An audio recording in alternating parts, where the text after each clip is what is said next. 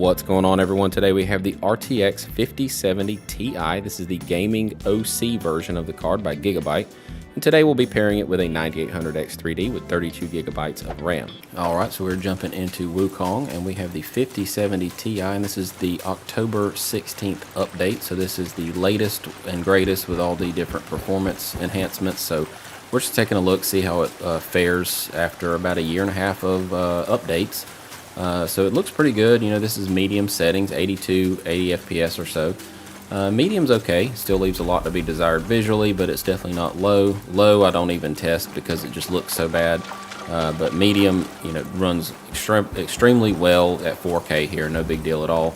We're not using any upscaling and no frame generation at the moment, and ray tracing is off. We'll do ray tracing at the end, toward the later half of the video. So just use your timestamps and your black markers up there, and that'll tell you exactly what's going on as far as the settings go. So as you scrub through, you'll be able to tell easily. Alright, so that is medium. Let's jump down here and go to high. So now high is a setting that I really like. It gives you a lot of detail. It gives you a lot of visual fidelity without a huge graphical hit. But as you can see, it went from 80s to about 60.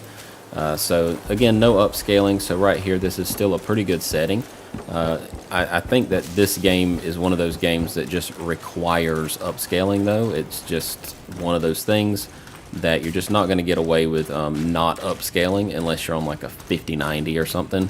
And even then, I would still upscale it just because it still looks fine. It still looks really good all the way down to performance. So we're going to check all that out today.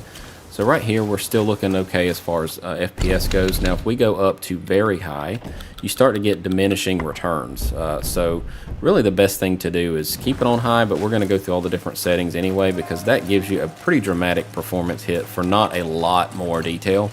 A little bit, I mean, you've got some different visual fidelity as far as like it does look a little bit more fleshed out and realistic. However, it's just not really worth the performance hit if you don't want to use DLSS. Now, if you use DLSS, you'll be able to do this. I've run this test a few times just to get my bearings as far as like what I want to talk about, but everything does look good all the way up to very high. Now, cinematic is basically very high with a filter of some sort. Like it kind of gives it this ethereal look, kind of like a blurry glow. It was like popular in photography for a long time. It's like a fake bokeh effect. As you can see, the leaves and stuff kind of have this like a little bit pumped up saturation, and things in the background have almost like this haze that's in between